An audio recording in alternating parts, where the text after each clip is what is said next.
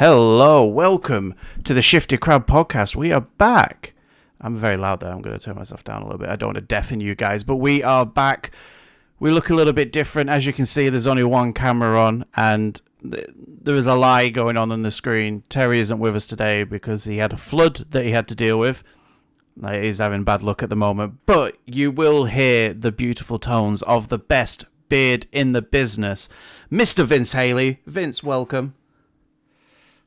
Smiley day to you. I was going to come up with something Doctor Strange related, but I couldn't think of a single thing. But you were in Critical Role. I don't know why. Yeah. Oh, good old Sam. Vince, It's great to have you back. Obviously, we had a few technical issues last week. So we sure did. I was here ready to go, but your internet wouldn't work. Then Terry had work commitments. It's been a week trying to get this happening, and we're only 66.6% of the way there, but fingers crossed for the next podcast. We will all be back. But how are you? Oh, doing well, doing good. Excited to talk about lots of different things because, boy, that week was a roller coaster. Let me tell you. In things of like things seen, things read, things there's been happening in general. I know there's so much to talk about, like, because obviously it backs up, like, so there's loads of things, and obviously being the resident Xbox aficionado, even though I obviously am involved in that, we haven't spoke since the Xbox conference has been announced. Like that happened, as well as other things. But first of all, they can't see you, but can they hear you? Are you drinking anything special tonight? Oh man, still in my bullshit. Still on the bullshit on that blue moon. Oh, that was a good sound. Oh, yeah. There's some ASMR for you guys. There you go. If you like the bottle opening, it's right there. I'm drinking something new tonight. I am drinking Brewdog Lost. It's their lager. So they usually obviously do IPAs. And other words that I don't know, and but Lost is their lager, and it's quite pleasant. Oh, it's quite pleasant.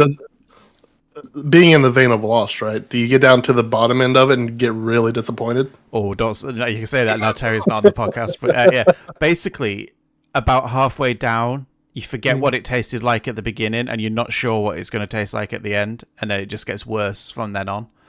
So, right. Yeah, it's a bit of a... it's okay. I'd give it a 6 out of 10. 6 out of 10 is not bad. A Blue Moon for me is about an 8. So yeah, it's a bit... It's not too bad. It's a nice drink. It's no Blue Moon, though. I do have a backup Stella here, though, just for the second half, because I feel like there's going to be an argument in the second half of this podcast. So I want I want the fighting juice. But... Vince, before we talk about what we've been playing, because I know what we've been watching is going to take up a big amount of time, I'm guessing. Boy, is it. There's a lot happened, seen, done. You have seen Doctor Strange, so I know you're going to give your very, very spoiler-free, because I haven't seen it, so if you're listening, you don't need to worry. There'll be no spoilers said, because, like... Vince wouldn't do that. No, so I wouldn't. You don't need to worry about that, but we will be talking about that. But first, there's I just spoke about it, but Xbox have announced their conference. They sure have. Like the last, I think that was last week, wasn't it? I think they announced that they're doing their showcase with Bethesda. Yeah. That was last week. It's sometime in June. I forget the exact date. Yeah, it's not long. I think it's like mid-June, I believe. I'll have a look at it soon, but are you excited because there's no E3? We know that. No E3. Are you excited to get like one of the big showcases, something to watch, react to? Because it's been a bit sparse on the reaction side, because we're in that where everyone's preparing for that summer, like, so there isn't really much being released.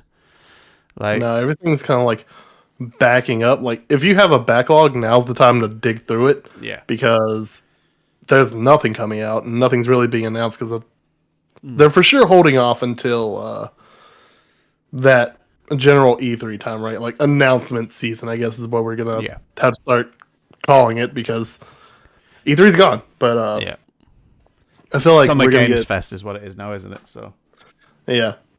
But yeah, I think you're right. I think that's kind of where we're at. That's where everyone's aiming for now to get the releases out. Are there certain things that you're hoping are there for an Xbox conference? Obviously, there's a few games that were noticeably missing last year. Like, do you think, for example, the main focus on this conference, not from the Bethesda side, because that's obviously going to be, was it Star? It's going to be Starfield. Starfield, yeah. That's it, yeah. Do you think it's going to be Fable for Xbox? Because obviously we know that's coming. They didn't talk about that last year. They didn't talk about Fable at all last year. I feel like, I know we usually getting closer to time to where we react and like where we're going to fully talk about it. Yeah. I feel like your opener has to be Starfield gameplay, right?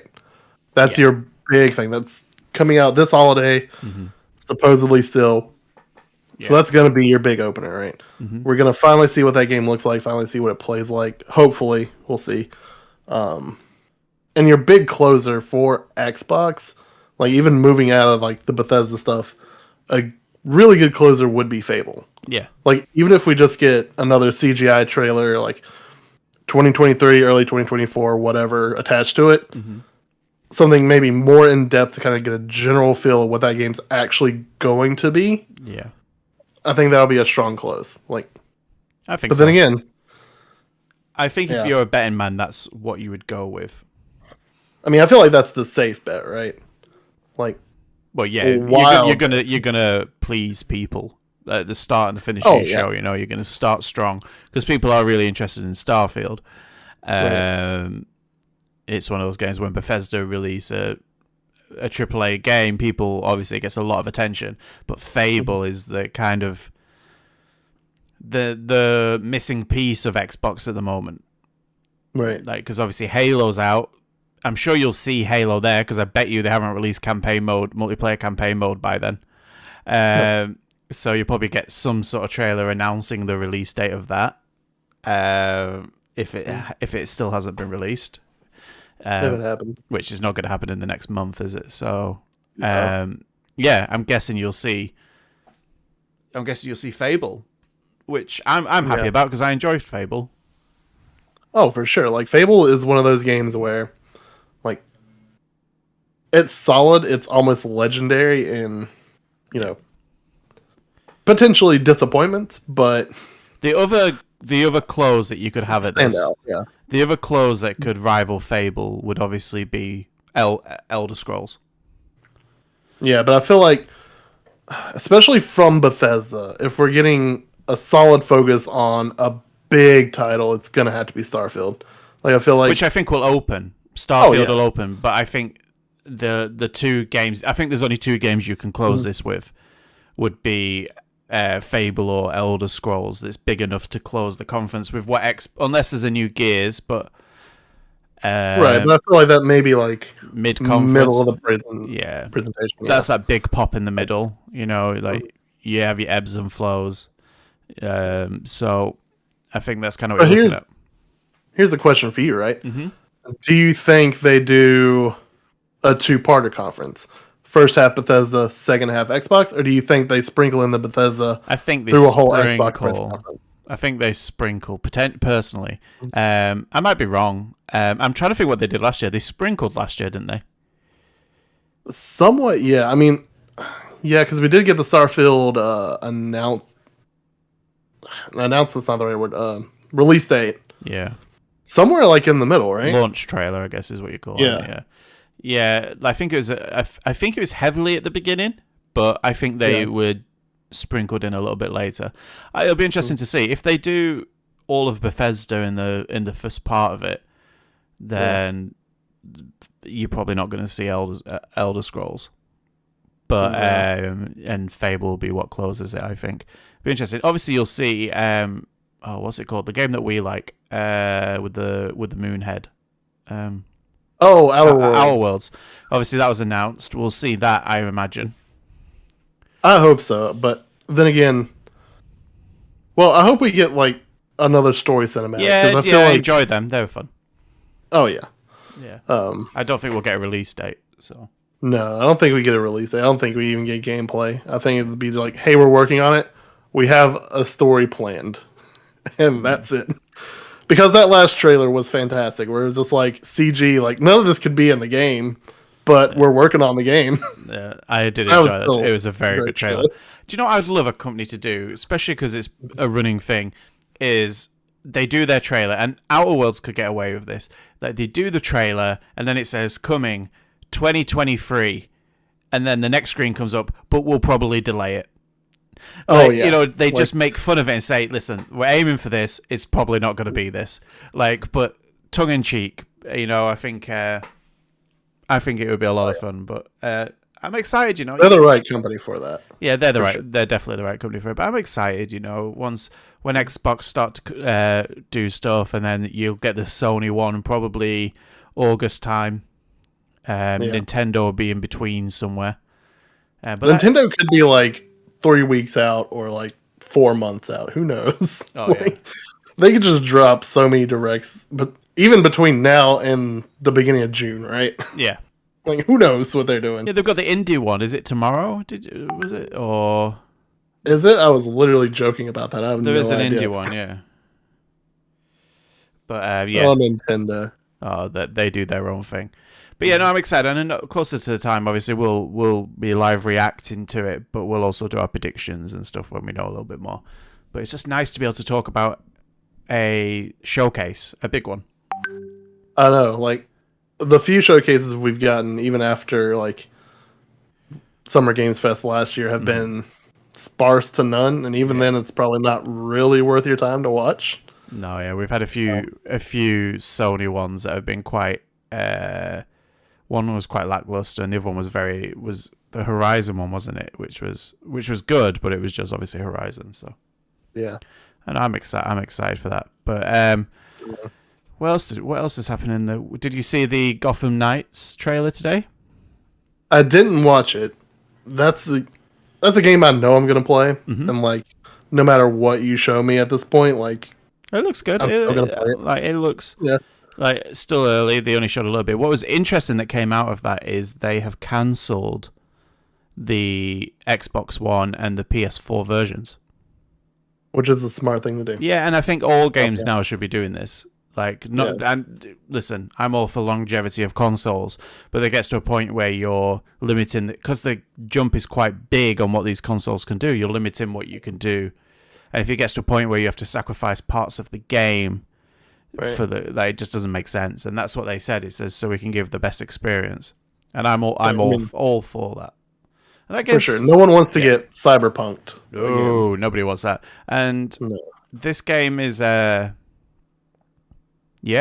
game is coming out this year as well, and it got delayed once, didn't it? But I think it's still on track to come out this year. I look forward to that one. I hope so. Like, we need some meaty games this year. I mean, especially since a lot of stuff got pushed supposedly to this year, and it's still getting pushed until potentially early next year. We need something a bit more to like dine on, to eat. We need food. We need some food. Like, yeah, give us something to chew on. So I'm excited, and obviously, that'll be probably a day one purchase for me. Anything like in that Batman genre, I'm a sucker for. But I wanted to, obviously we're going to talk about what we've been watching, and we need to give a decent chunk of time for that, so I'm going to go first because mine's obviously going to be a lot quicker than yours, and I'm sure we're going to have a lot of questions for yours. But I have finished Peacemaker, so wonderful. That show is fantastic, doesn't dip, it's really good. There will be some spoilers for Peacemaker now if you haven't seen it. So for the next 2-3 minutes, mute it. I'll wave at the screen like this when you can come back. But and that's starting now. Like, I thought it was such a fun little moment when obviously the Justice League turn up late, and and obviously you got Jason Momoa there. Like, you got Jason Momoa there, and the rest just silhouetted, which was quite fun. But yeah, Jason Momoa, like. And them talking about the fish, and I think who was the Flash in that? Was it Ezra Miller? I think it was Ezra Miller. Yeah, I didn't pay much attention to it, but that show was great. It's so good. Yeah, right? it's so good, and I'm looking forward to them being more. It's already been confirmed. I think that there's a second. It's been already confirmed for a second season. Yeah, I can't wait. Yeah, James Gunn really nailed that show. oh yeah. The music is so good. It's and such good timing too. And when what's his name? The bearded guy. Economist. When he climbs over the fence and just breaks his leg. Yeah. So good. The whole show, fantastic. Whole show is fantastic. What do you think? What do you think about the dye beard payoff? Very good. Very, very, good. They did it really, really well. They really did. I think John Cena doesn't get enough credit for this. I think he was so good in this show. Like the comedic stuff, even some of the serious stuff, was really, really good. I think it was. I mean, that whole scene with him and White Dragon at the end, where he just makes the choice to shoot him, was so powerful. I didn't expect like that level from John Cena, but we got it. And yeah, I kind of expected White Dragon to kind of try and make a move towards him, and he just shoots out of retaliation, but he doesn't. He just shoots him, because he realizes he has to, eagerly giving him another hug, love it. It's really, really good. It'll be interesting to see what they do with another season. Who comes back, who doesn't? Because obviously it was interesting how they left it with, obviously the Suicide Squad being kind of exposed, to the world or what they are. That's going to obviously cause issues. So no, really, really good. I like that idea of that, such a big thing like that being exposed in something like a TV show, something that seems like small potatoes, essentially. Yeah, because I don't think we're going to get another Suicide Squad film. So I think it will just be TV show based. But I think this is the only show they've got planned so far, and I'm okay with that. I'm okay with that. Oh, for sure. Yeah, like the whole thing came about was just because James Gunn, that's his name. I blanked for a minute. He just got bored during quarantine and just wrote it, and not expecting it to get picked up, and it did, and it's all the better for it. Honestly, already coming with a second season. Yeah, I imagine that'll be a while away, but I am looking forward to it. That's kind of it from what I've been watching that would be of any interest on here. What I've been playing is nothing new, but some of the people who might be watching live will have seen this on the stream, because obviously I've been streaming quite a lot, Vince. I don't know if you realise that, but I'm now a pro streamer. I have been playing Red M, which is, you must have seen the videos of GTA role plays online and stuff like this. This is the Red Dead world, so New Alexandria, which is the area that they call it. It's role playing within that area. So it's it's crazy, Vince. And I don't know if you have any experience in this genre at all, but it is so in depth, and there's so many things happening to make it work. And I just wanted to talk through kind of the process, just so you can appreciate what you have to go through to do this. So I do it with a company called Wild West RP. They're one of the bigger companies for the Red Dead roleplay, and they also do some on GTA as well, which I will be doing as well, obviously. But with the Wild West roleplay, you have to fill in an application. And that application, let me tell you, is like an essay. Oh my God. There's about 40 questions, and then some of them are scenarios, and you have to write how you would deal with it, what you would say, how it would end, and then you have to write a backstory of your character. And some people are taking weeks to do their application because they're like writing like a full backstory. And I think mine was about 900 words for the backstory for my character, and I think it's a very good backstory. So I wrote this backstory. So you do that, and then the application process to be whitelisted, which means you're allowed on the server, is about 2 weeks because you go through them. You have the Discord channels. You have to download a lot of stuff. Redem to download, it does an update. Bear in mind, my internet speed's about 400 up and down. So decent megabytes up and down. And it's a powerful computer. 12.5 hours it took me to download the update for this. Wow. To put it into context, Red Dead Redemption 2, as a full game file, which is 100 gigabytes, took me 25 minutes. So this shows because it's P2P, so it's not great. You get into once you're accepted, which then they don't just accept you for writing it. They come back and say we can't accept you until you change this. Try again with this bit. So I had 2 changes that I had to make. Did that, got accepted. You then obviously the basic controls of Red Dead, but the whole UI is different. So they add their own emotes. They add their own commands. You need to know the commands that you can type in. You have to have your TeamSpeak set up to push to talk, which also measures. You have to download Salty Chat, which then measures distance. So if someone's further away from you, they're quieter. And as you get closer, they get louder in real time as you're playing. You also have to role play 100%. So I can't sit there and go, oh, hey, sorry, I'm just trying to log on to the server. Once you're in that server, and I can chat freely to the chat, but as soon as I talk in that server, I have to be role-playing my character of John Gallows. There's rules and how you fall, and they've built this whole community. You can go and do a job, earn money. You can go be a criminal. You can go be the law, and you'll have a full job, full uniform, full set of rules in the law, and you live this life there where you can engage with real people. The NPCs are there for the most part as well, but it's a fully living role play scenario, and there's events, there's get-togethers, there's whole things. This world, once I started looking into it, because I enjoy that watching some of these things anyway, but going into it, man, the amount of moving parts there are, the amount of concentration it takes when you're trying to do a stream, because I'm talking to the people who are watching in my normal voice like this, talking, reacting to their chats, but at the same time I'm in Valentine, which is an area of Red Dead, at the bar drinking my whiskey and staggering around and trying to have a cowboy voice that has to be time specific to the late 1899 1900 time. And all the commands, you have to use a controller and a keyboard simultaneously for bits.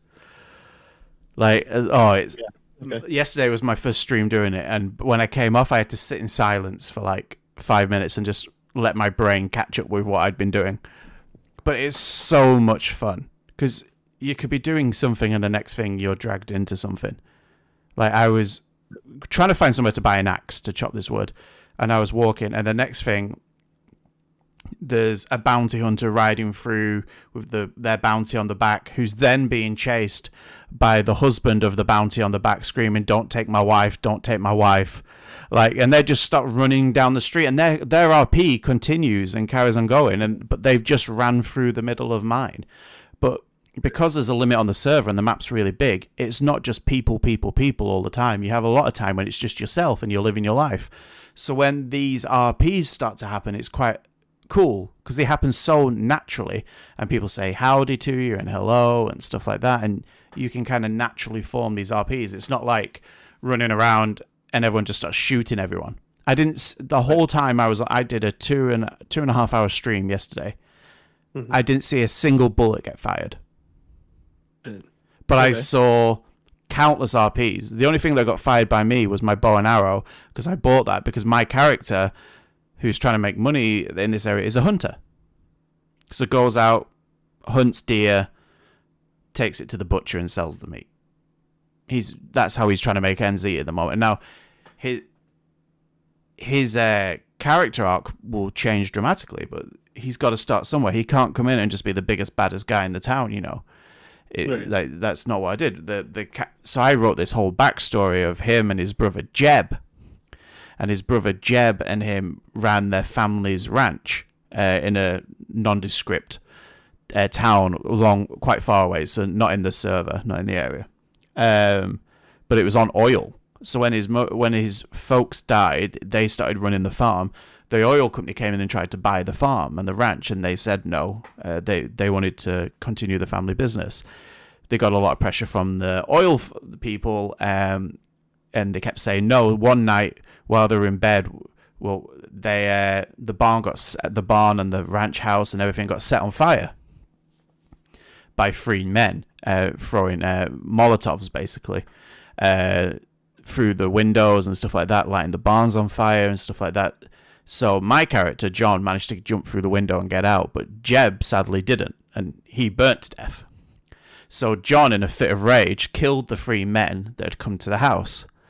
The next morning, as he still sat there in shock, he'd buried his brother, what was left of him. The sheriff came along with three men and put all of the blame on my character John, and said that he had burnt down the farm in a disagreement because of how by accident, and then when these men had arrived to try and put the fire out, he had shot them in a drunken rage. Now it was clearly obvious that he'd been bought by the oil company.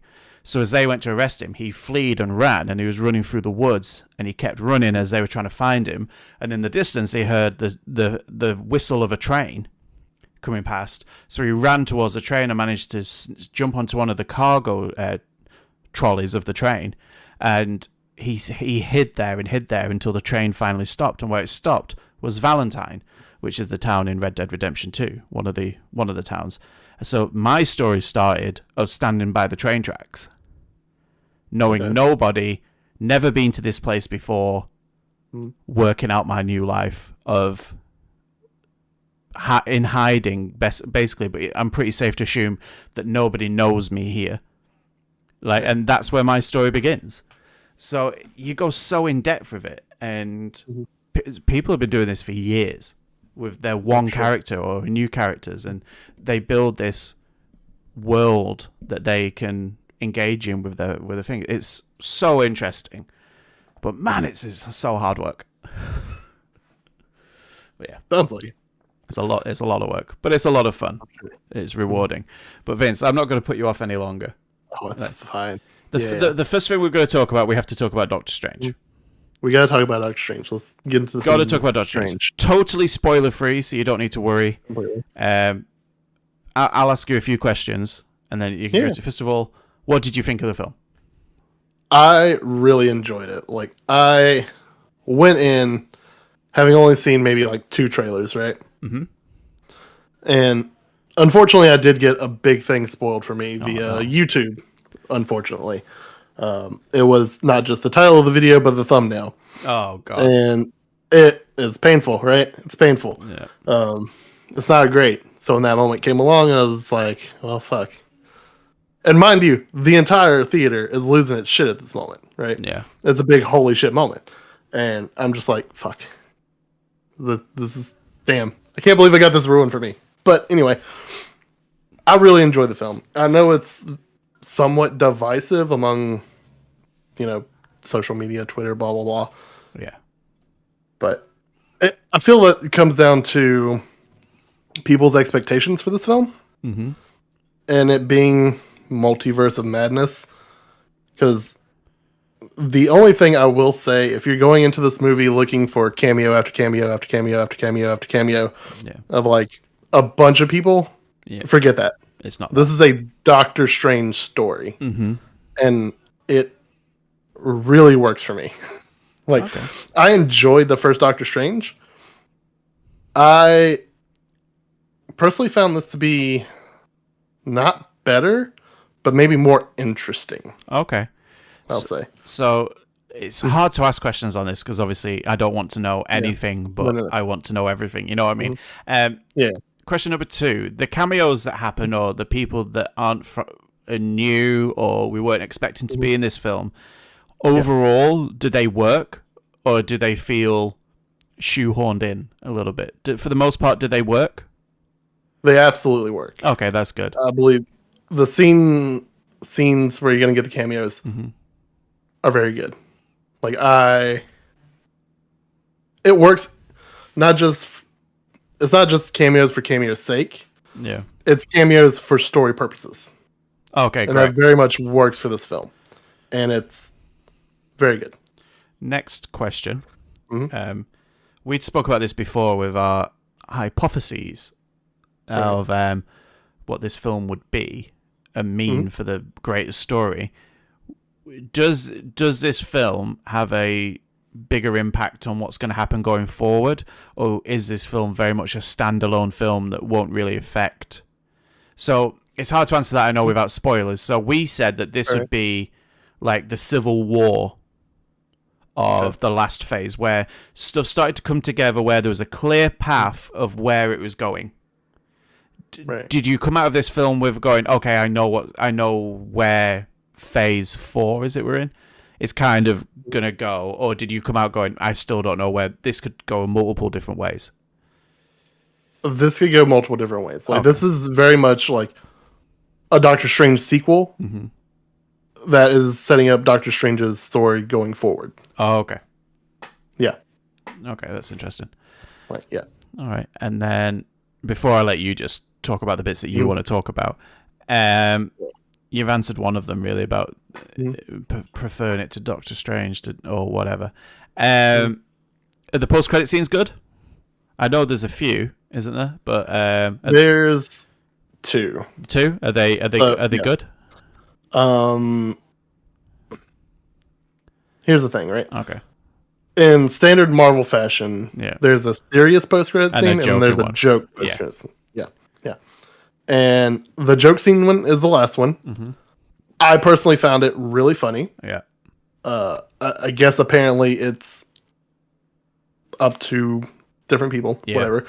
I thought it was personally hilarious, and so did a few people in the theater. The other one is interesting. Like, okay, you can leave it at that, Dory. I know it's hard to talk about these things. So then, I guess it's kind of over to you to give some of your thoughts. What do you have to say about the film? I will say about the film that if you enjoy Sam Raimi being Sam Raimi and doing his, comedic stuff, doing his horror stuff, you will love this film. Like, there's no doubt about it. It is very much his style. A lot of the editing, a lot of the jokes, a lot of the, some scenes just in general, very much give off, like, some people say, the, not Army of the Dead, but was the other one? Shit, I forgot. What horror movies did he do? Night of the Living Dead, did he do? No, he didn't do Night of the Living Dead. It was shit. It's coming. Yeah. I'm looking. The one with Deadites or something. Sam Raimi. Can't remember. Whatever. IMDb. Yeah. If you enjoy his work in general, I think you'll love this film. If you like Doctor Strange, I think you'll like this film. Army of Darkness. Okay, Evil Dead. Yeah. Evil Dead. Yeah. If you enjoy Evil Dead, you'll probably enjoy this movie because there are some aspects of this film that are intentionally horrifying, and I loved it. Like it's some jump scares, right? Yeah. Like you are gonna get jump scared in this film, but the build up and the payoff of them are worth it. And I gotta say, we already know Elizabeth Olsen's in the film. Yeah. She does phenomenal. I think that's been universal. Everything I've seen that's spoiler free is she is incredible in this film. There is a particular line she says that I'm not going to spoil. Yeah. And then there's a particular scene. Yeah. And it's very, very good. Like, I can't wait for you to see this film, but I'm desperate. Yeah. It will be this week. And it should be. Like, there's so much to talk about, but it's all spoiler heavy. What else do we know about this film from the trailers? America Chavez. We know she's in it from the trailers, right? Yeah. Very good addition to the MCU. I think her storyline is very interesting. Okay. Doctor Strange in this, like, it definitely feels very much a continuation of his story. Yeah. And if that's what you're going in for, you're going to have a good time. Okay, great. I mean, this is a very Doctor Strange heavy film. Obviously, it's his own title movie. So please answer me one question. Yeah. Very important. Do we get some good back and forth banter between Doctor Strange and Wong? And Wong? Yeah. Ooh. Man. You can't answer that one, can you not? I can't answer that. Okay. I can't. Okay, no worries. Forget but there are. There's a couple moments. Yeah. There's a few moments in there that I really enjoyed. But I'm not gonna. No, that's fine. Well, much. Yeah. Right. The whole cast in this was very good, and I loved it. Okay. Anything else you want to say about it? Is kind of that's all you can say, spoiler free? If you haven't watched WandaVision yet, watch it. Yeah. This movie obviously ties into it because Wanda's in it, and it's post WandaVision. If you haven't watched What If, don't worry about it because none of that matters. I kind of thought it would going into it because of the other Strange we see in the trailer. Yeah. Like Darker Strange, but apparently unrelated. Okay. So don't worry about What If. That's good. Not that I'd recommend watching that anyway. But I would recommend watching the Doctor Strange episode of What If because that was actually probably the best episode. Regardless, yeah, I enjoyed it. God, I want to see this film so much. I'm guessing the next thing that you'll want to talk about is probably on a lower par and a lower tier, but that would be probably the Halo TV series. Oh man, let's build up to that first. Oh, you want to build up to that one, do you? That's gonna be a minute. Okay. What's next on your list then? Let's stay on the Marvel chain. Let's talk about Moon Knight. It's finished now, yeah? It's finished. Moon Knight is done. All 6 episodes. Worth it? I enjoyed it. Mm-hmm. I really did. Episode 5 may be like the standout episode of Moon Knight. People weren't happy with the ending. It seemed to be quite divisive. That the ending wasn't.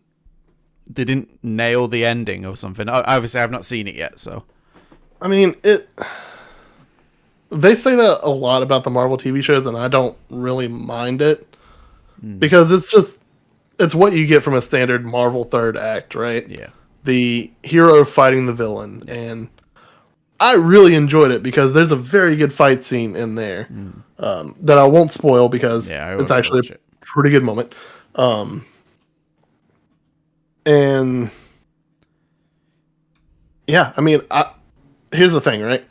Like, I did a double feature that night. I did the Moon Knight finale, and I did the most recent episode of Halo. Oh, that's and if people are disappointed with the ending of Moon Knight, go watch Halo. Like, that was a goddamn cinematic masterpiece compared to the last episode of Halo. I'm serious. Like, if people were disappointed in that, you're not gonna like Halo. But yeah, I went away from it and was like, yeah, Moon Knight was much better. So that may have tainted my view of the last episode, but hey, I'm excited to see where they take it. Yeah, here's a question for you about Moon Knight, because obviously I've seen nothing of Moon Knight, and I've never read anything of Moon Knight, so I really don't know where they fit in the Marvel stratosphere. Do we, without spoilers, obviously, do we know where Moonlight's? I know Moon Knight has stuff with Blade. Like, I know that there was obviously, was it the QR codes or something, and it's known that do we, from the show, after finishing the show, do you know where you're going to see Moon Knight next? Or is it just kind of, he'll probably be back for another season at some point? Does he, obviously without saying what it is, do you know where you're going to see him next from the show? Or if you're going to see him next? I'm very interested. Like, the post-credit scene, there's only one post-credit scene, and that's at the end of the final episode. Yeah. Leaves it fairly open to where we could see potentially a season 2. I don't know if we get him in film anytime soon. I mean, I'd love to see him in something, even if it is just like a small cameo in Blade or something like that. But I think we'll probably get a season 2 before we get him in films. Oh, okay. Just based on the way that post-credit scene ends. Okay. That's interesting. And how it plays out, because, dang. Yeah. So where on the scale of Marvel TV experiences, where does Moonlight fall? I've thought about this. Like, I've seen, like... A lot of people have been doing this on Twitter and stuff. Like, I'd say for sure, top tier for me was Loki, WandaVision. I would probably... So here's where I struggle, right? Like, for me, Moon Knight and Hawkeye are kind of like battling it out right now. Yeah. For that third place spot. Like, because I enjoyed both, really. But then obviously next up be Falcon and Winter Soldier, followed by What If. What If, very bottom of that tier. So I want to, at least for me, it was probably comparable to Hawkeye. Because I really flip-flop between which I think was better. Yeah. I mean, Hawkeye I enjoyed because, you know, Jeremy Renner and Haley Steinfeld they were fantastic. Back and forth were phenomenal, right? But I think Moon Knight brings a more interesting side to the MCU and kind of flushes out a little bit more of like, not really spoiling it because, you know, Moon Knight gets his powers from the god Khonshu, right? An Egyptian god. Yeah. So it kind of expands more pantheon for the MCU. Okay. And that I find interesting. No, yeah, definitely. Okay. And is there anything else before we get on to the shit show that is Halo? I mean, I got to get Atlanta out of my system because we watched the most recent episode last night. And fuck, it's so good. Like, it's one of those episodes where I'm just glued to the screen the whole time. And it's unfortunate that it's on Hulu because of ads, because I just want to get to the next thing.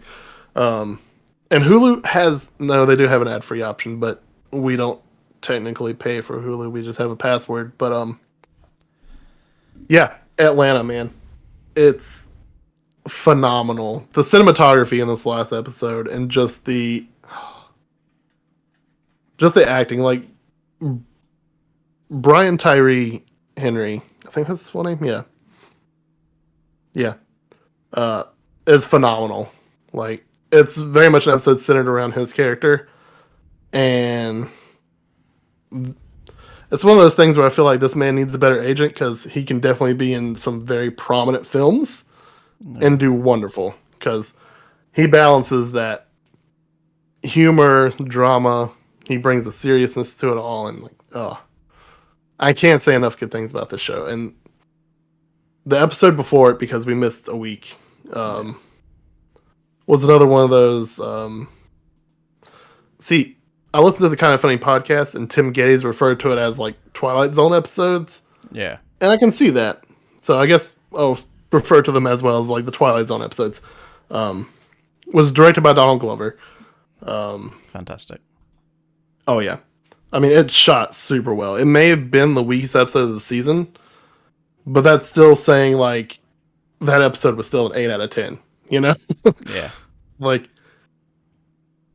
granted, this whole season has been great, and it's made me miss Atlanta even more because we've had those couple years between seasons 2 and 3 now, and just, man,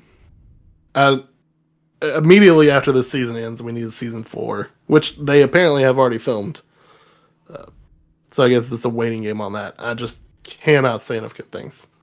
This last episode, was directed by Donald Glover as well, so that makes sense. It's also a very trippy episode, and by the end of it, they do a couple reveals at the end that I'm just like, holy shit, really? Oh, there's also a fantastic cameo in this episode. Really? Like, I did not see it coming. And when it happens, I was like, holy shit, really? And it goes, and it's phenomenal. Awesome. Like, again, if you're watching Atlanta, I don't want to spoil it for you. But if, I'm going to watch Atlanta. Yeah. If not, watch Atlanta. It's phenomenal. Yeah, let's fucking talk about Halo. Oh god, here we go. Oh man, this I've never seen a show so at war with itself than Halo, because I'll talk about the good episode first, because hang on, I need to bring up the list here. They're not numbered on. Why are they not numbered on IMDb? Help me out. All right, let's just say for sake of argument, it's episode 6, because there's 2 left. There's 9 in total. Yeah, episode 6, Solace, was actually very good because it was very much a Master Chief focused episode. Well, it was all focused on him and that whole plot that's going on. Everything's coming to a head. We're setting up for potentially the finale. I'm very excited. They're doing things right. Mm-hmm. I'm liking it. Yeah. Well, I say they're doing things right. They're doing things well. Right may be a stretch, but they're doing things well. They're keeping it interesting. They're keeping some things mysterious. And I gotta hand it to Pablo Schreiber. He's doing a phenomenal job. He's taking what he's given and he's doing the best he can with it. And I thank him for that. Because without him, I don't know how good this show could be going. Yeah. Well, let's get to episode 7. This is what I've been waiting for, because the image you put in Slack made me howl. It's great. It was not good. Oh man, I need a drink for this. So, the entire time the show's been balancing the A and B plot. A plot being Master Chief and the whole thing about this artifact, and then what's going on with Dr. Halsey and blah blah blah. Mm-hmm. Setting up the discovery of Halo, right? The B plot has been the character of Quan Ha and her journey to do something. Anything interesting in the plot at all would be great, but it's not interesting. It kind of got more confusing. Yeah. So if last episode was the kind of climax or the build up for the Master Chief side of the story, where we're kind of getting things are coming to a head, we're gonna bulldoze right into the finale. For his side of the story, this was supposed to be hers, and it was just so uninteresting the whole time. Oh, that's a shame. It is, because it picks up kind of where her story left off in episode 5, which was escaping from Soren, who's another Spartan that ran away during the Spartan program, but now he's a pirate, so whatever. So she knocks him out, steals his gun. Now she's leaving him. So it picks up. She's driving off into the desert to find mystics that are just out in the desert, because that's Halo. They have desert mystics in Halo. Oh, sure. Yeah, definitely. Yeah. To find out the true reason why her family wants to protect the planet of Madrigal. Whatever. I don't know where this is going. So we cut to her. We do the opening of the episode. Then we cut to Soren back on a different planet because he got off Madrigal after she knocked him out. And then he's having a party with a bunch of his pirate friends. How did he get back? It's a small thing, but last we saw him, he was knocked out in the desert. I get that they mentioned a transport ship can take him off world a couple episodes ago, but we just cut and he's in the middle of a party telling, I presume, a fake story about how he got back. I don't know. So then starts the B plot of this episode, where some of his pirate buddies are like, you're going soft because you let the girl go and you didn't bring back the money you were promised or the bounty on her head or whatever. I'm just like, okay, whatever. It's episode 7 of 9 and we're introducing new characters and new conflicts. Whatever. Cool. cut back to her. She finds the Mystics. They send her on a vision quest where they give her drugs and she hallucinates fighting Master Chief for some reason. But then the only way to win is to not fight. That whole cliche, which is kind of boring. And then he takes her to a well where she sees her dad, and he's like, "This is the thing we're set to protect." And it's like, I don't know what the fuck this is about. Whatever. We cut back to Soren, who's like, does a pirating job to steal something. It was never made clear. And he confronts the guy who's there, who had a problem with him, drops something on his toe, and is just like, my shoes are too big to fill, or some shit like that. I don't remember. I was half paying attention to this episode because it was real bad. Like, you know an episode's bad when my wife, who's been fairly interested in the show, like, know nothing about Halo, kind of enjoying it as it goes, just goes, "What the fuck is going on?" I'm just like, I have no fucking clue. Like, none of this makes sense to me either.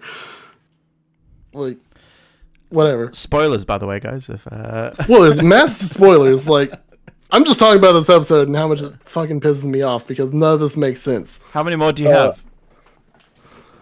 How many more episodes do we have? Yeah. Oh, there's 9 in total. We just had 7, so 8 will be Thursday. We'll see how that nearly there. goes. Nearly there. I can't wait for the Xbox conference when they announce season 2. Oh god, surely not. Surely they're gone. This has been bad. But, I hope not. I haven't even got to the best part, right? oh, what's that? Where Soren gets back from the party. Mm-hmm. Not from the party, from his pirate raid or whatever. Yeah. And no, something happens before then. Because the bad guy that is after Quan Ha is like trying to interrogate someone about where she is. And then a dude walks over with a data pad with surveillance footage of her at their old lookout. That was in episode 1 where her dad died and blah, blah, blah. And bad guy's like, cool, we found her, and just shoots the other person, whatever. And he's like, let's go get her. And then it cuts back to Soren after his raiding party where he's conflicted about something or other, blah, blah, blah. And then his wife tells him that the bounty's been raised on Quan. She's not really dead. And he's like, well, shit. And then that's the end of the scene. Oh my god. And then she's searching through this rubble of her old home and like finds some shit. Here's a noise outside. And you know who's outside? Who? Not the villain, it's Soren. Because he somehow got back to the planet before the bad guys who are on the same planet as her are coming to attack her. Of course. Because plot needed him to be there. Why it was important for him to leave the planet in the first place? I don't know. Why'd we even get that side story of him and his pirate buddies feuding with each other? I don't know. Plot clearly needed him to be here, so he left and came right back before the villain, who knew where she was beforehand, who actually knew where she was, might I add, came to find her. But he shows up having no idea what part of the planet she's on. He just pops up. It's fine. We get a super anticlimactic fight where you think there's going to be a sacrifice, and here's the bullshit, right? Mm-hmm. Here's the bullshit during this fight. Because it's the standard trope of, we got to turn this thing on, but it's not turning on. So someone needs to go over there and flip this switch, right? It's not. I know it's a video game, but why are they treating it like a video game? Right. So it's obviously setting up for the cliche heroic sacrifice of Soren, right? Yeah. No, she goes flips the switch. Meanwhile, he's like single-handedly killing fucking everybody anyway. So no real tension, except for the part where the main villain shoots him in the neck, right? Mm. And you're like, oh shit, this is the heroic sacrifice moment. But no. He puts a piece of dirty cloth that he found on the ground on his neck hole, and he's fine by the end of the episode. Like, he's standing and walking. He's not hurt. He just got shot in the neck, put a dirty piece of cloth on it, and he's fine. No worries, no stakes. He's still alive. God. Yeah. Yeah. That's ridiculous. Oh, you want to know something more ridiculous? God. So the whole thing they're setting up is to blow this gas pipe to kill all the bad guys. So while she's hiding, and because this is the area from the first episode where Master Chief comes in, on the ground she sees Master Chief's rifle, right? That he tossed to the side. And she picks up the gun and then she shoots the tank with it because, I don't know, because we needed a reference back to Master Chief and everything else is happening. Apparently I don't know, because we're supposed to set her up as some kind of hero. I don't know. But, man, that episode is complete dog shit. Like, and you want to know how dog shit it is? I looked up on IMDb, right? The first night, the night it aired, the night I watched it, I looked. It was sitting at a 3 point something, whatever, on IMDb. Yeah. Oh, God. I figured it would have gone up from there. Mm-hmm. For reference, the last episode, the one I really liked, is sitting at an 8.0, right? Yeah. From 2,070 votes, or rates, or whatever. The episode 7 is currently sitting at a 3.8 from 2,547 reviews. That sounds about right. It's the lowest rated episode on IMDb, and I don't blame them because so much of nothing happens, and it felt like a waste. Like It didn't need it. It didn't need it. We didn't need the episode. We didn't need the pointless B story to this episode. It was full of plot conveniences, and hey, life tip: if you ever get shot in the neck, put a dirty cloth on it. You'll be fine. You'll be fine. Take that to the bank. Take that to the bank. We just need to put the more you know over the front of this. Yeah, more you know. Any more on Halo, or have you got out your system? Now, if this does get a second season, It shouldn't. Miraculously it comes out and gets a second season, they need to hold off on it to get the full feedback. Like, don't even start writing it yet. Don't even put it in production yet. Absorb that feedback that people are giving. The good feedback, because I'll be honest, there's a lot of shit takes out there. Yeah. I mean, as much as I shit on the character of Quan Ha, I think she's just poorly written. It's just a poorly written character. And if they made her story more interesting, it would be more engaging. Yeah. And if we do go back to her for season 2, give her something more to do. Like, I don't know. The actress, again, is doing what she can with the material that she's given. And it's an actress I haven't heard of before, so I don't know if she's been in anything else. I was just on IMDb, but I closed the tab. I could have looked. I didn't. But I feel like even if this is her debut as an actress, like, I don't see her going anywhere. Granted, again, material, whatever. Just, if you're going to put this character in, give her something to do. Give her agency. Well, give her better motivation other than the fact that her dad died and she wants to lead the rebellion now. Because that's just cliched and boring. And done to death at this point. But, I don't know. If this gets to season 2, just work better on it. But part of me really hopes it doesn't. Yeah, it remains to be seen. It remains. It's the two wolves inside me, right? The Halo fan that wants more, and the film buff that's just like, just kill it. It doesn't need any more. They tried, they failed, move on. Yes. Anyway, well, let's see what they do. But see what they do. I wanted to do something a little bit different, Vince. Like for the finale of this, and well, it's not different. It's something that we did a while ago, but I've spent time creating it. It's been ready for a little while, but obviously we've not had the podcast. I did want it to be a trio thing, but it's going to be a duo thing because we have other stuff in the pipeline. you don't need to be able to see anything. I've done it for the viewers so they can see. But what we are going to do is, you remember a while ago we worked out what the best game of all time was? Yeah. We did that. And that was something. I don't remember. I can't remember what we picked either. It could have been GTA. It could have been. Yeah. I remember we did best action film. That ended up being John Wick. So it did. Yeah. Well, in the same vein, we have, and I've created this lovely graphic. If you see, you can have a look on the Twitch stream just so you can see it. But we are going to be finding out the best villain. Okay.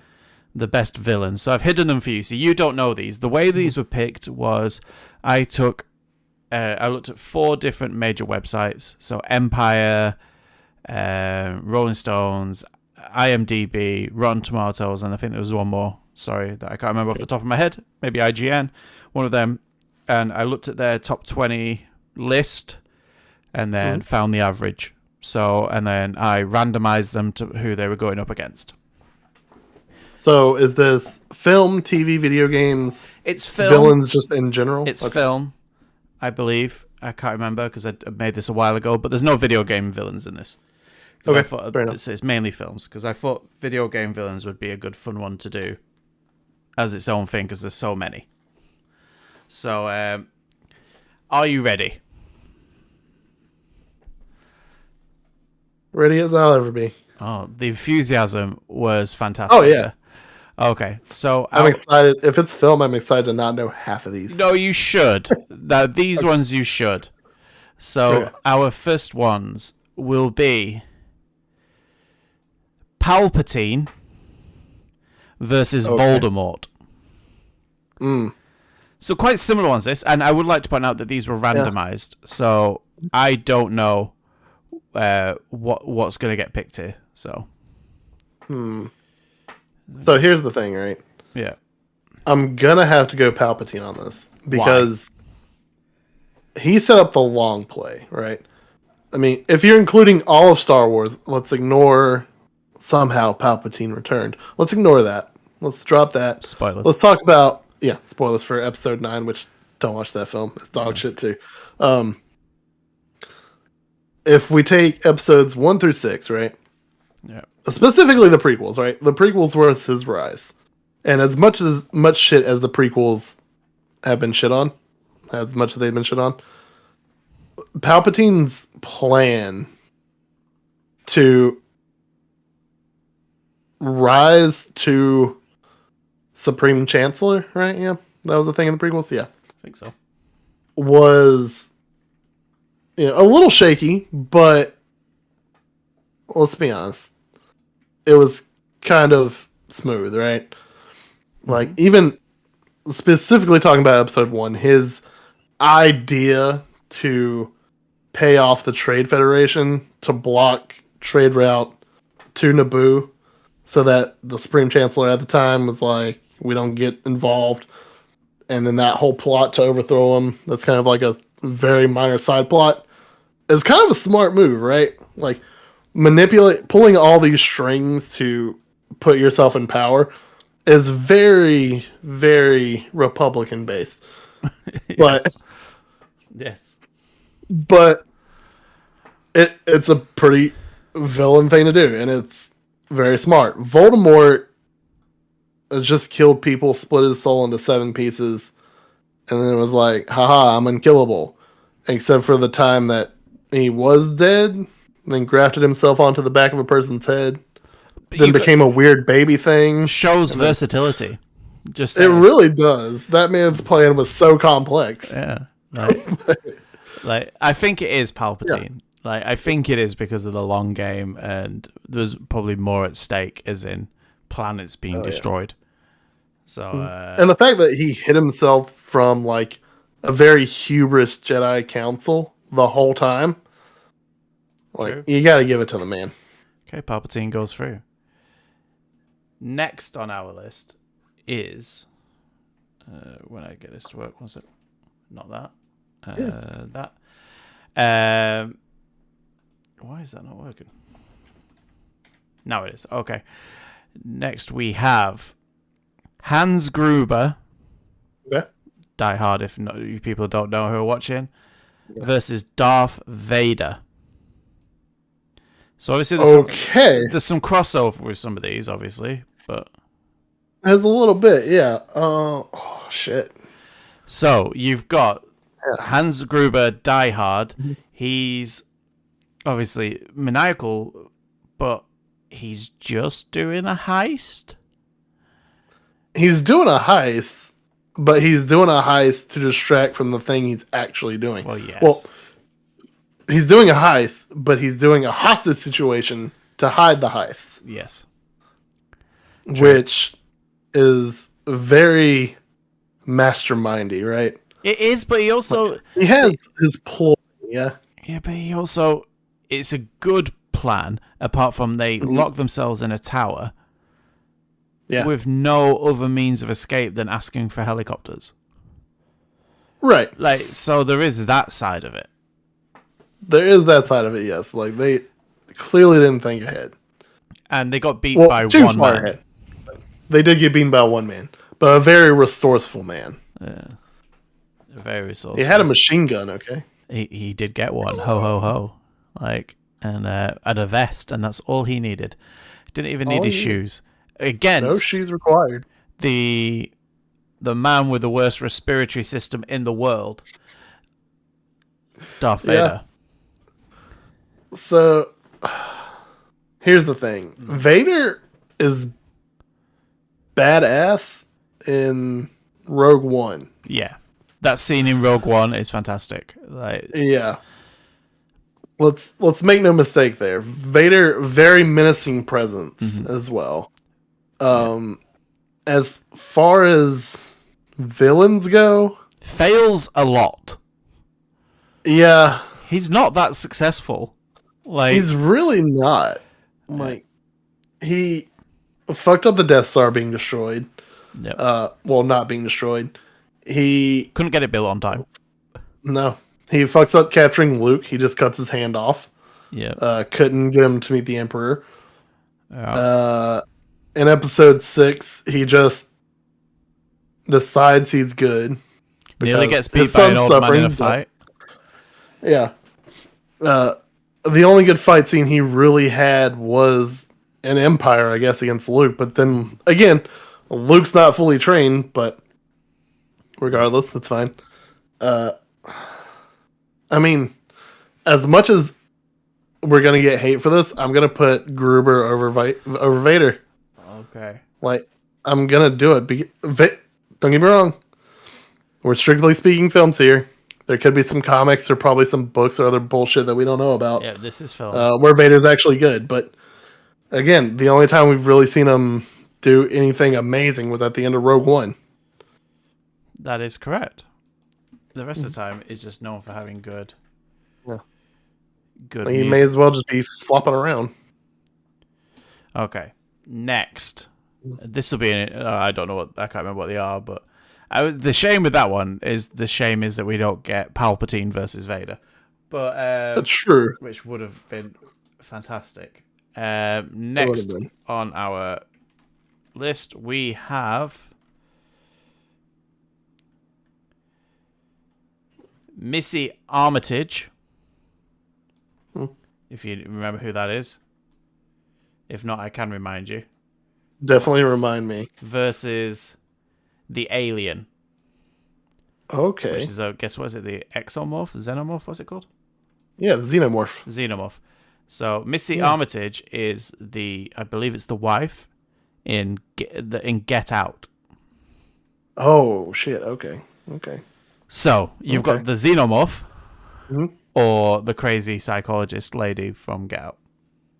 So the perfect killing machine versus an alien, a hypnotist. Oh well, alien. Yeah. Well, yeah. Oh man. But it's not just about you. There is. Yeah. This is the first one where this comes in. It's not just about raw power. Who is the best villain? So is it that skin crawl? Like, are they just so good at what they do that you have to hate them? Whereas, do you like the Xenomorph? Is the Xenomorph, like, misunderstood? It's the same thing with Vader, right? Like the xenomorph is just cool, right? Yeah. Like the fact that it's literally an animal that stalks its prey. Even if you hurt it, it has acid blood. Yeah. So like it fucks you up in the process or like melts your weapon and shit. Like it's a cool design, it's a cool concept. Being it is born out of absolutely the chest. terrifying. Yeah. Like but Missy and that whole just general twist and Get Out, right? Yeah. And that's sitting in the chair and stirring the tea. It's horrifying. It's almost like BioShock Would You Kindly-esque twist, right? Where it's been subliminally implanted throughout the film. And it's just amazing. It's creepy, and it's the thing, like, once you realize it, you can't not see it. Yeah.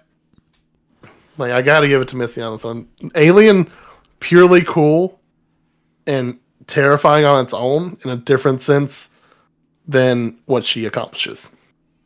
Okay. I can live with that. Let me just control V. There we go. Missy Armitage is through to the next round. Next, we have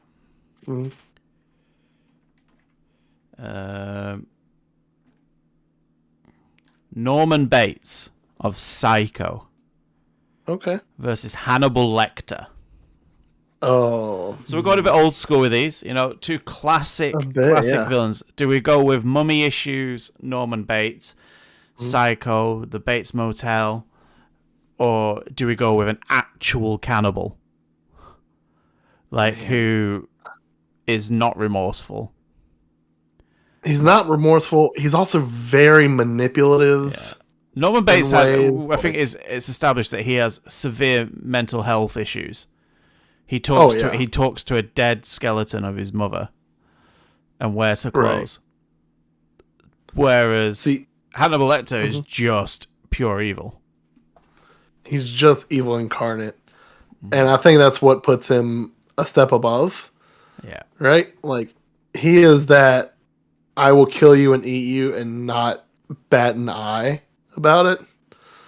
And it's much more terrifying because he has that personality of, you know, I wouldn't do this, but I'm gonna. Yeah. You know? And he's so methodical with it. But so methodical. Hannibal Lecter goes through. See, so far, not many arguments. Like the only one, the Alien would be the only one where I'd think that would be a bit tighter than that, but it is a good one. Let's see what's next. We have a very high criteria for a good villain. Well, let's see how this is. The Joker. Okay. So many iterations of the Joker that you can.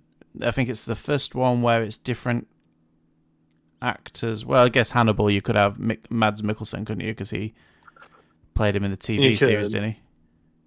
Yeah, but I feel like he still captures the same essence of, you know, as Anthony Hopkins. Yes. Yeah. So you have the Joker versus Hans Lander. Now, if you don't know who Hans Lander is, it's not Hans Gruber's brother. It is Christopher Waltz's character in Inglourious Bastards. So the Jew Hunter. Oh, okay. Is his nickname. Or the Joker. All iterations. So this is a difficult one. Yeah.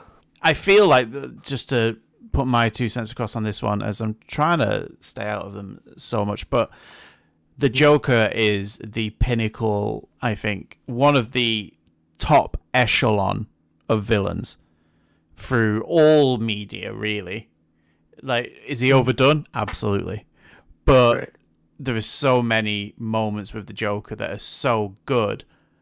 But and it's Christoph Waltz. Christoph Waltz is so good in Inglourious Bastards. Like where he's drinking the milk and telling his stories, and how he, spoilers if you haven't seen the film, surrenders at the end. Like, and just does it so calmly. and that like he's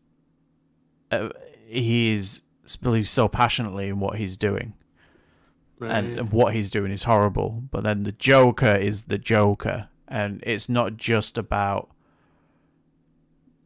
like their individual stories; it's what they bring to being a villain. I think this is a very difficult one. I'm going to leave the decision up to you.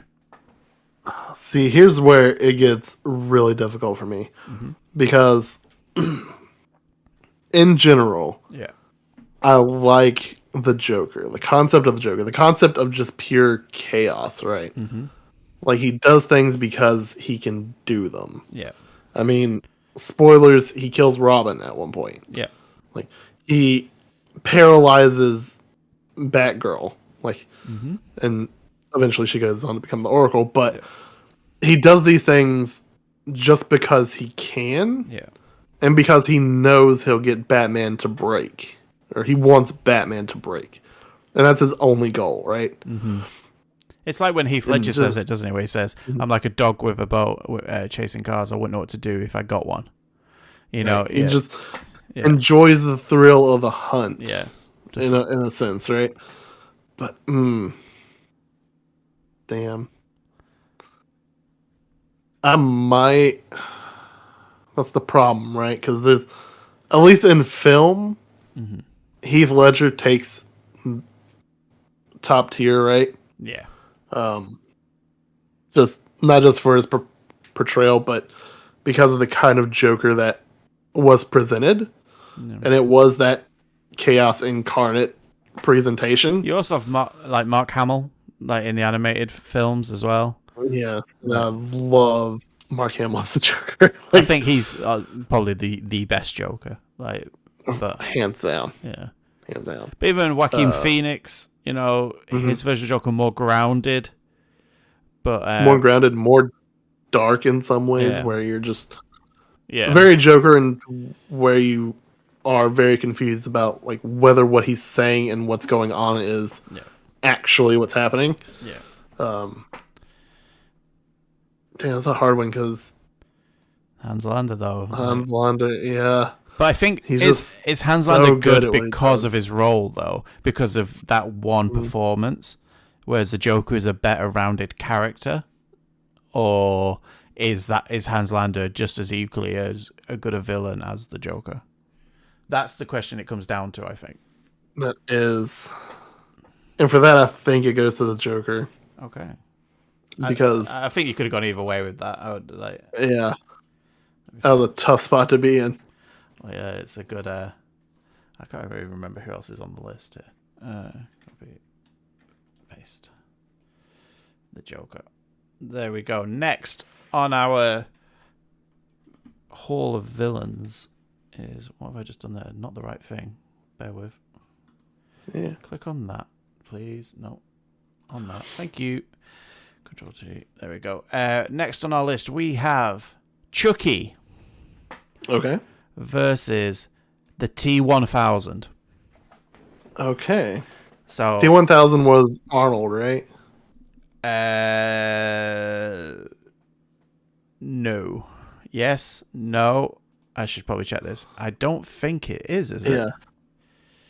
Well, there was the liquid ones, like what? I think that's the T-1000. Yeah, the T-1000 was Robert Patrick. Right. So it's the liquid one. I mean, again, here's the thing. I have not seen either of these films. I have not seen Chucky. I have not seen Terminator 2. Okay. But just from what I know based on Terminator 2, the T-1000's badass. Badass. And I feel like he's more unstoppable than a doll with a murderer's spirit inside him. Can't really argue with that logic.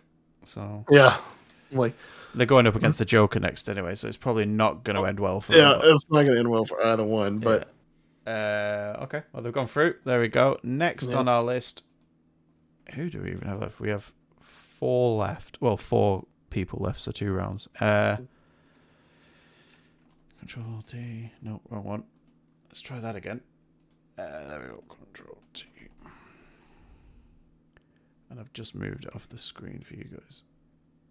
I feel like for a while, like it's going to kind of get a little easier, then it's going to get massively difficult again. Happened to it? Why is this just all moved? Bear with me. Can I control C that? Why has this just moved on my screen? Technical difficulties. Oh, it's just about on. It's a bit annoying me, but it's fine. Next we have We can see the important bits. Freddy Krueger Okay. versus Michael Myers. Oh man, that is difficult because This is your territory, okay? I know you're a fan of both, so I am. I'm gonna leave this one up to you. And it gets really hard because there are so many different versions of Michael Myers through the different films. But if I haven't seen Halloween Kills yet, I need to watch Halloween Kills. Even if people say it's bad, I don't give a shit. I love the Halloween films. Breaking down these two characters, right?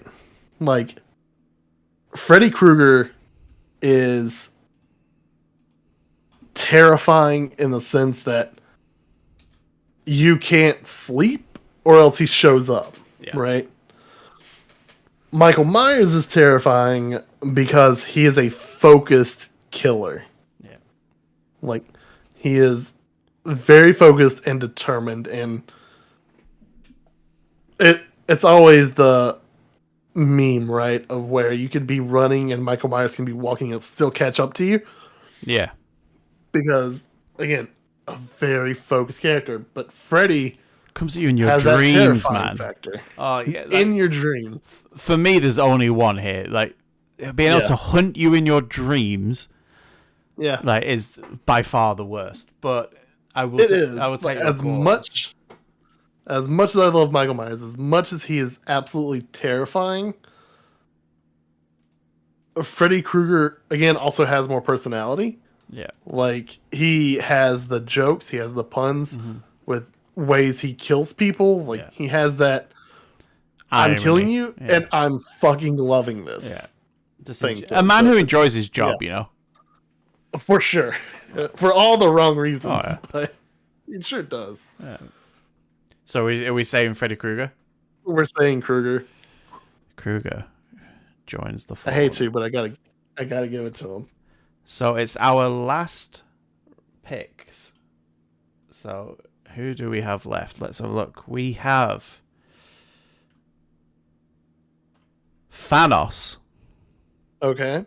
Versus Pennywise the Clown. Okay. If we're talking about Pennywise the Clown hunts children and in a town, basically, is my grasp of it. Sometimes some adults, I presume, but like, and is very creepy. Right. Thanos destroyed half the known living things across the galaxy. There's a bit more collateral with Thanos. There's a bit more collateral. So here's the thing, right? Here's the thing. We're dealing with film specifically, right? Yes. So the book nerd in me that has not fully read Stephen it, King, but has tried multiple times, and I am gonna eventually fucking read this book because it's very good and Stephen King's writing is incredible. Pennywise is a form of it. What makes it terrifying is the fact that it can it sees your fear. Yeah. It sees what you fear the most and takes on that shape. Yeah. So Pennywise the Clown isn't really a major factor in the books. It's just it. Yeah. Because it is fear personified, essentially. And it takes on many forms. But if we're just speaking the films and Pennywise the Clown, it's gonna be Thanos. Because Thanos, for one, I believe Thanos is one of the best Marvel villains we've gotten in the films. Because he has a goal. He's focused on his goal. He doesn't care who stands in his way. And he thinks he's a hero, right? Like, it is... He's driven, he's determined, and he has a slight point. Yeah, he knows he's right. Yeah. It's just the way he goes about it is the messed up part. But yeah, Thanos has gone through, and it's gone off my screen. There it is. Yeah, yeah. I think that's probably fair. Plus Thanos, I think, if we're talking about with all encapsulating with the villains, he gave us some of the best moments in cinema history in Endgame, and because of Thanos, we got those points. Those moments in film. I don't think Pennywise can give you those moments in film. He can give you jump scares and cool moments, but he doesn't have a whole theater auditorium applauding and cheering and whooping. So yeah. Anyway, on to the next round. Let's go. Is this the quarterfinals? Yeah, quarterfinals. Palpatine versus Hans Gruber. So we already talked everything to death beforehand. Yeah, so it's just where do they stack up against each other? I feel Palpatine's probably, for the longevity, Hans Gruber's one film as well. True. So, I mean, that's what I'm going with too. Palpatine actually has a plan set in place. Yeah. And he, for the most part, makes it happen. He succeeds. Hans Gruber didn't have another way out of that building. So, not very good at thinking ahead. Palpatine moves on to the semi-finals. Who will he be facing in the semi-finals? Why? It's so annoying that this box isn't lined up with the words. Okay, well, let's go in there. Missy Armitage versus Hannibal Lecter. This is where things get real interesting. This is the tough call. Hannibal Lecter. Here's the thing. Hannibal Lecter is horrific and is a cannibal. We have to really preface it with that. Missy Armitage was sadistic, and it was against one racial stereotype. You know, like, so that instantly, I think, ups it. And it does. That film is just fucked up. Whereas you can watch a Hannibal Lecter film, and you can kind of just go, "Oh, this is really good acting in this. This is a really good film." Like, he's putting his all in, but and like, you can have the Jodie Foster memes of her just whispering and saying very, like, worried words in the corner. Whereas Missy Armitage, I don't know. Missy Armitage, though, like, it. For me, I think it's her because it is that thing of you don't realize she's a villain until it happens. Like, they have this whole plan of, like, essentially take it like, for some reason my mind just keeps going to, like, Venus Flytrap, right? Yeah. Like, it's something inviting. It's, you know, you get in with this family and they're just inviting. They may be a little kind of dropping some racist things here and there, but they're warm, they're friendly. You have a girlfriend that seemingly is into you and, like, really cares about you and all this stuff, and is like, yeah, my parents can be a bit much, so they're much more inviting. And then the trap snaps. Yeah. Right? And you're already in too deep. And with Hannibal, it's... I suppose Hannibal's the same, though. Like, when you realize it's too late. Right. He's already eating your liver. Yeah. With a nice Chianti, yeah. But Hannibal Lecter did give us that little mouth thing, you know. That is the. I think this is ridiculously hard. This one, but it's so hard. Like, I love both of them for everything they do, and I feel like they are so closely similar, except for obviously Hannibal eats people. Yeah. Here's what we'll do. On the count of 3, we're gonna say the one. Okay. And if it's the same, it goes through. If not, we're still stuck, and we'll we'll work it out. We can circle back to this. We can circle back to it. You ready? 1, 2, 3. Hannibal Lecter. Hannibal. There we go. Okay. Hannibal Lecter goes through. Like, I just think the cannibal side of it, and what he did for film and stuff like that. A villain that's already locked up, you know, telling his story as well. And he's been doing it so long, he's at that old age where he's kind of finally locked up. and then gets out and manipulates his way out. Yeah. Like, come on. Exactly. Oh, it's so annoying that these all lined up. Okay, next we have. Well, I might as well just put the Joker here. It's the Joker versus the T-1000. Yeah. So, T-1000 has a cool factor, but the Joker isn't. And then we have Freddy Krueger versus Thanos. That's another one where I feel like justifiably Thanos is the better villain. Mm-hmm. But Freddy Krueger is Freddy Krueger as well, you know. Freddy Krueger is Freddy. He's the psychopath that again loves his job and would kill you with a smile on his face. Yeah. But oh god, I've been drinking too much. I got the burps. Oh, here it comes. Yeah. Anyway, I just think Thanos' motivation is better than Freddy's. Okay, I can be totally on board with that. Mm-hmm. So let me move Thanos across. Our semi-final, we have Palpatine versus Hannibal Lecter. You see, now you're looking at two very different type of villains. Very galactic villains and psychological cannibal villains, small and large. Who is the better villain? Now we've talked about them both a lot. I think one of the things that we have to talk about maybe is the films themselves. Right. I think comes into it a little bit. Like Star Wars, massive, but compared to like Silence of the Lambs and yeah, what was it? What was the one called? Was it Hannibal? There was Red Dragon or something, which was Red Dragon, yeah. Silence of the Lambs, which is a prequel to Silence of the Lambs, but the book Red Dragon's the first appearance of Hannibal. Yeah, it gets messy when you talk about films, but yeah, regardless, yeah. But anyway, you got the Hannibal Lecter films on. Is just such a good character. He's such a good character, and I feel like,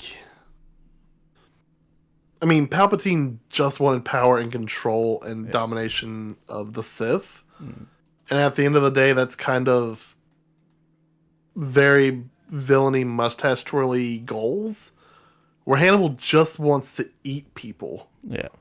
And that's probably more horrifying. And there's no remorse. No remorse. Like, he doesn't care. He's just eating people. Hannibal because he can and he wants to. And that's a good shout. Next we have, this is an interesting one, the Joker versus Thanos. Right. Now we're in comic book territory. We're Marvel versus DC. Yeah. The biggest villain probably in DC.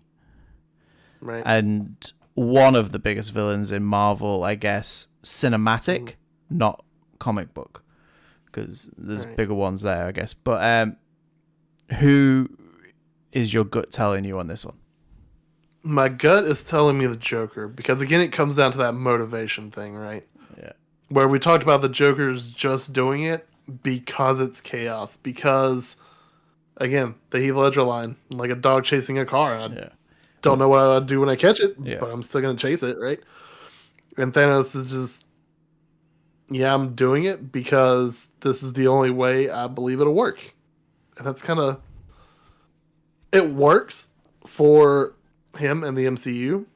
But I think in the grand scheme of things of like villainry, I don't know. The Joker is just kind of better in that aspect. I don't know. No, I agree. The Joker has gone through the final, and what a messed up final this is.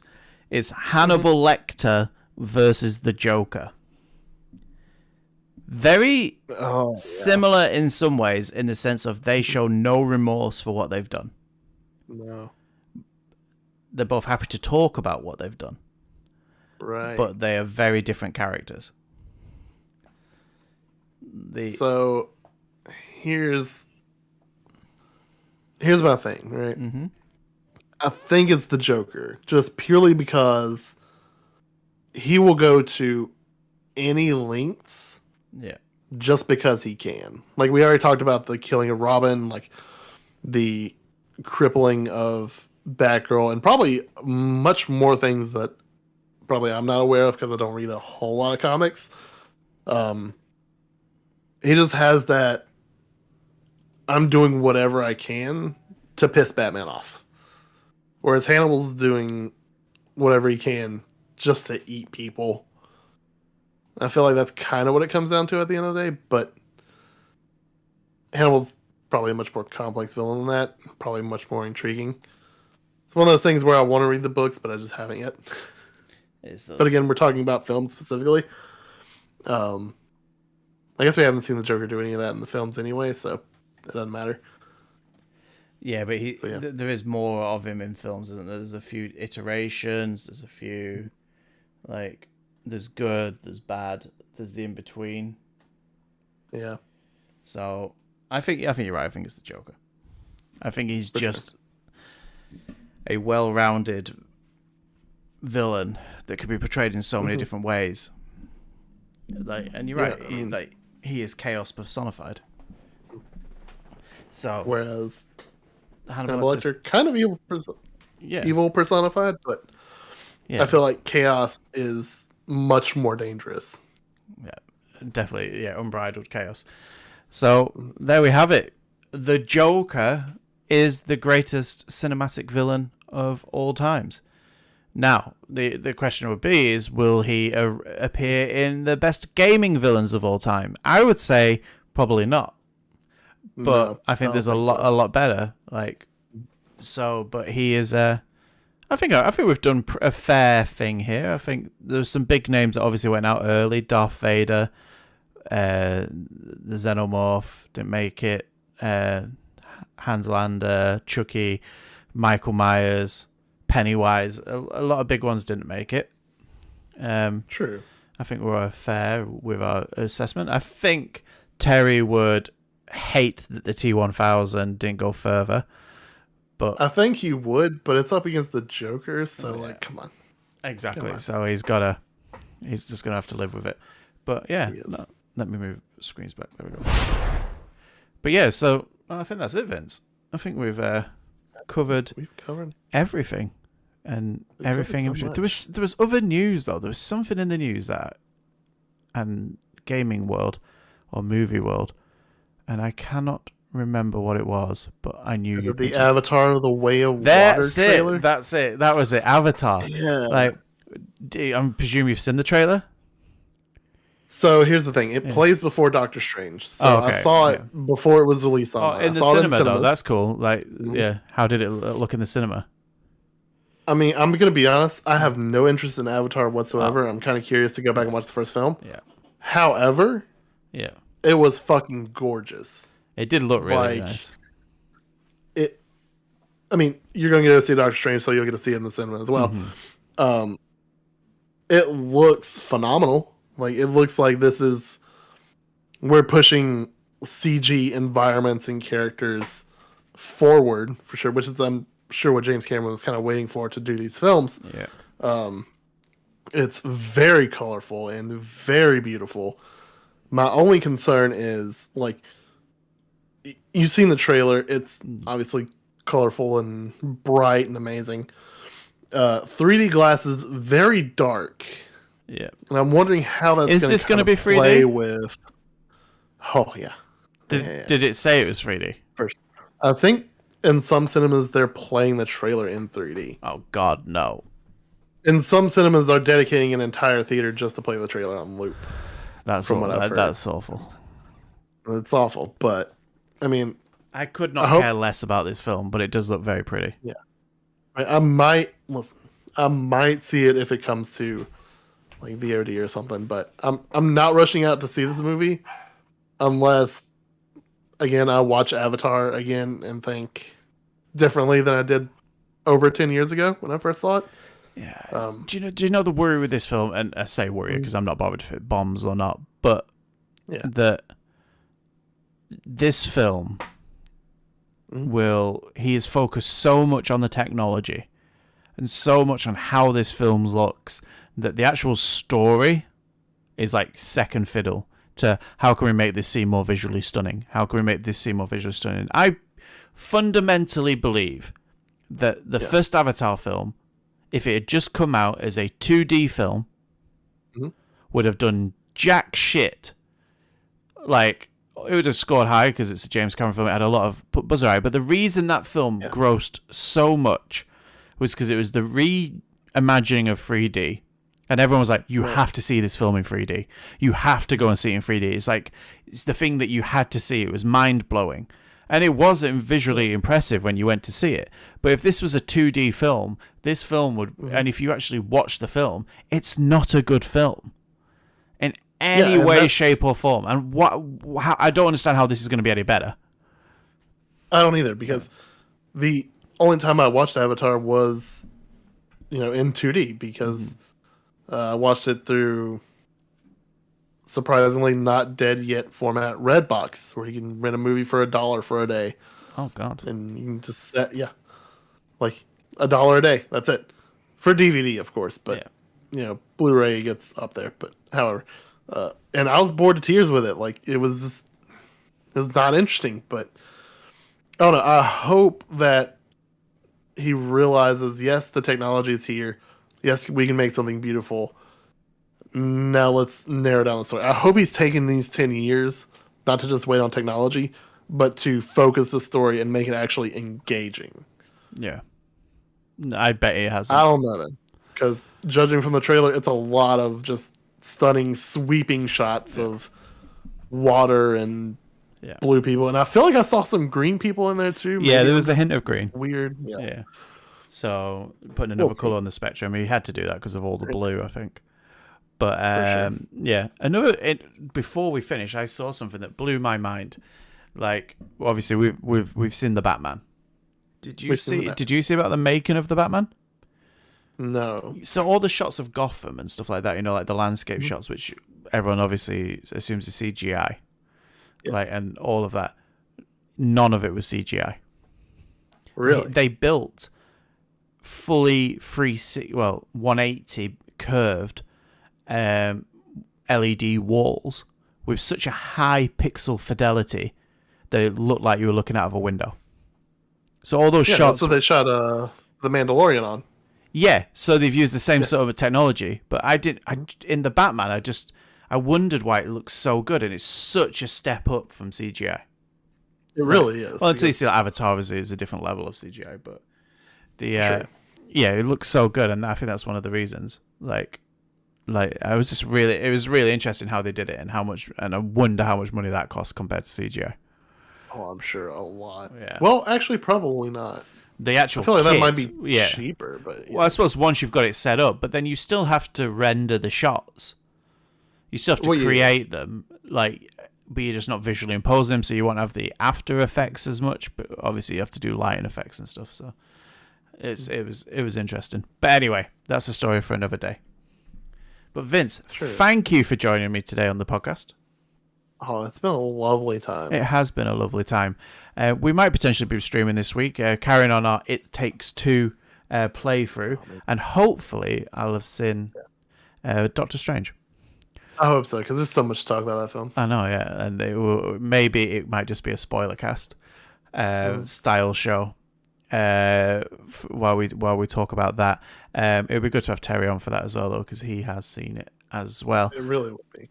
But I really want to get his thoughts on it too. I know, yeah. Hopefully, he's not drowned in the flood in his building, and he'll be fine, and he'll be back next time.